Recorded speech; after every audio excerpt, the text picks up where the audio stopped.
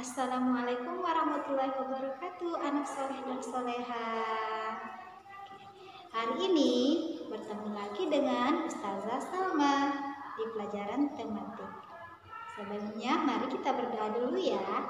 Tangan ke atas, pandangan ke bawah. Doa dimulai.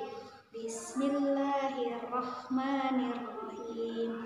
Rabbi zidni ilman warzuqni fahman. Ya Allah, tambahkanlah ilmu untukku dan berilah pemahaman yang baik. Rabbi shrah li sadri wa yassir li amri wahlul 'uqdatam min lisani yafqahu qawli. Amin. Sebelumnya, Ustazah mau bertanya dulu, bagaimana kabarnya hari ini? Alhamdulillah, luar biasa. Bersama Ustazah, tetap semangat, terus belajar. Yes, yes, yes. Allahu Akbar. Masya Allah. Jadi anak soleh-soleha, biarpun belajar di rumah sampai hari ini, semangat anak soleh-soleha tetap harus lebih tinggi. Ya, harus lebih semangat daripada sebelumnya. Oke, anak soleh-soleha, kita lanjut pelajaran tematik ya. Nah, hari ini kita akan belajar tematik tema 3, subtema 1, pembelajaran 3 dan 4. Nah, ada yang tahu tema 3 tentang apa? Hebat. Nah, tema 3 tentang tugasku sehari-hari. Subtema 1 tentang tugasku sehari-hari di rumah. Oke, anak soleh-soleha, kita lanjut materi yang pertama. Anak soleh-soleha, kita masuk di materi yang pertama. Nah, materi yang pertama yaitu anandaku mampu membuat kalimat tentang kegiatan ekonomi. Nah, ada yang bertanya, kegiatan ekonomi itu apa ya? Nah, contohnya kegiatan ekonomi itu adalah kegiatan yang berkaitan dengan uang, seperti jual beli, atau ada yang menjual dan ada yang membeli. Nah, di situ setelah melihat gambar, anandaku diharapkan bisa membuat satu kalimat tentang gambar tersebut. Misalnya, nah di pembelajaran 3 ada gambar Nina dan Ibu ke pasar. Nah, contoh kalimatnya setelah melihat gambar tersebut, contohnya adalah Nina membeli buah di pasar. Nah, itu adalah contoh kalimatnya ketika kita melihat gambar Nina dan Ibu ke pasar. Nah, dari kalimat tersebut masih ingat aturannya membuat kalimat? Nah, membuat kalimat yang pertama, huruf yang pertama yaitu huruf kapital. Hebat. Nah, sedangkan yang terakhir atau di akhir kalimat diakhiri tanda titik. Jadi yang harus diingat membuat kalimat yaitu di awal kalimat menggunakan huruf kapital dan di akhir kalimat menggunakan tanda titik. Nah, kecuali satu lagi. Misalnya ada nama orang. Ya, ada nama orang itu menggunakan huruf kapital di awalnya meskipun nama orang tersebut berada di tengah kalimat. Ya, anak soleh-soleha. Lanjut di materi yang kedua. Jadi tujuan pembelajaran di materi kedua yaitu anandaku mampu mengetahui atau menuliskan contoh tugas di rumah berdasarkan sila Pancasila. Masih ingat sila Pancasila ada 5. Nah, yang pertama apa ya? Nah, pertama ketuhanan yang Maha Esa. 2, kemanusiaan yang adil dan beradab. 3, persatuan Indonesia. 4, kerakyatan yang dipimpin oleh hikmat kebijaksanaan dalam permusyawaratan perwakilan. Dan 5, keadilan sosial bagi seluruh rakyat Indonesia. Nah, setelah mengingat kembali bunyi sila Pancasila, Ustazah mau silahkan diingat kembali apa contoh pengamalan sila Pancasila, terutama sila Pancasila yang ada di rumah. Misalnya, Ustazah kasih contoh ya, kita ambil di sini contohnya di buku yang berkaitan dengan Nina atau keluarga Nina bekerja sama. Nah, bekerja sama itu adalah pengamalan pengamalan sila yang kelima. Jadi keluarga Nina itu saling bekerja sama, itu contoh pengamalan sila yang kelima. Nah, contoh selanjutnya, misalnya Ustazah ambil misalnya sila yang pertama. Nah, sila yang pertama Ustazah ambil contohnya yaitu keluarga Nina atau keluarga saya berdoa bersama sebelum makan. Nah, itu sila yang pertama. Nah, silahkan diingat kembali ya anak soleh-soleha, sila yang kedua, yang ketiga, dan yang keempat. Karena yang pertama dan yang kelima Ustaz sudah sebutkan contohnya. Ya, anak soleh-soleha, jadi pengamalan sila Pancasila yang berkaitan dengan tugas di rumah silahkan dituliskan. Oke, semangat!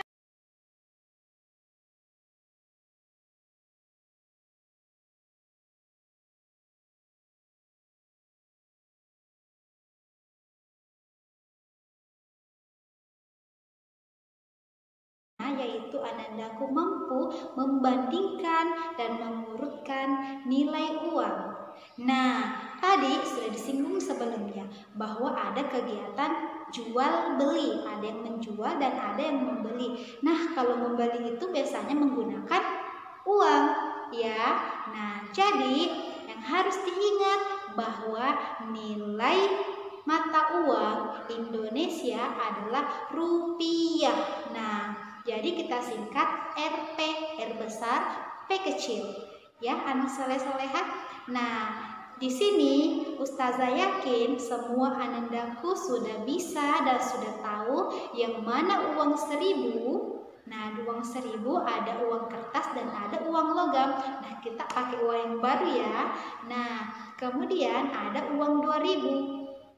Dan ada uang 5.000. Yang terakhir ada uang 10.000 dan masih ada lagi. Dan yang akan kita pelajari hanya itu saja ya untuk hari ini. Uang 1.000, uang 2.000, uang 5.000 dan uang 10.000. Oke, anak soleh-soleha. Jadi anandaku saya Ustazah yakin sudah mampu membedakan yang mana 1.000 ya yang sudah disebutkan tadi sebelumnya. Nah, di sini Ustazah mau penulisan rupiahnya itu baik ditulis menggunakan angka, kemudian dibaca itu dibacanya itu seperti apa. Nah, silahkan dilihat contohnya di halaman. Ya, silahkan dilihat contoh. Nah, di halaman 15 di situ ada jenis nilai uang, nilai mata uang. Nah, misalnya gambar uang 1.000, silahkan diperhatikan.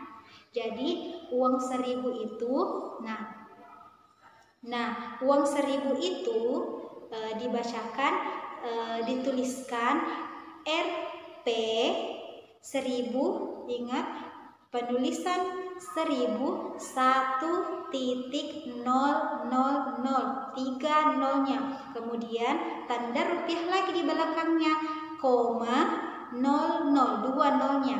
Jadi penulisan rupiah seperti itu. Jadi yang selalu ada adalah Rp di depan dan koma 00 di belakang. Jadi silahkan diperhatikan penulisannya ya soleh-soleha. Begitupun dengan uang 2.000 misalnya. Jadi uang 2.000 itu misalnya ditulis Rp 2 titik. Nah, ingat harus ada titiknya karena ini sudah ribuan. 2.000, 3 nolnya, kemudian tanda rupiah di belakangnya itu koma 00. Begitupun sampai dengan uang 10.000 rupiah. Ya, silahkan diperhatikan baik-baik ya anak soleh-soleha.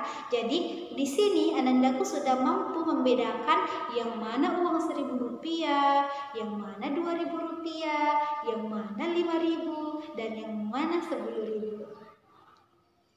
Nah, selanjutnya setelah diketahui nilai mata uangnya dan sudah ditahu gambarnya yang mana, sekarang Ustazah harap anandaku bisa mengurutkan. Nah, misalnya Ustazah ambil contoh uang 2.000 dan uang 5.000. Nah, kita lihat Yang lebih kecil yang mana?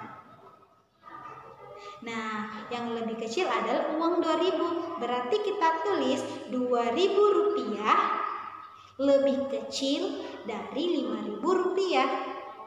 Oke, anak soleh-soleha. Selanjutnya, Ustazah ambil contoh lagi. 10.000 dan uang 1.000. Nah, 10.000 rupiah lebih besar dari 1.000 rupiah. Nah, begitu cara mengurutkan. Jadi setelah Anandaku memahami dan mengetahui nilai mata uang, cara mengurutkan dan membandingkan itu sudah pasti lebih gampang untuk dikerjakan. Ya, anak soleh-soleha, semangat!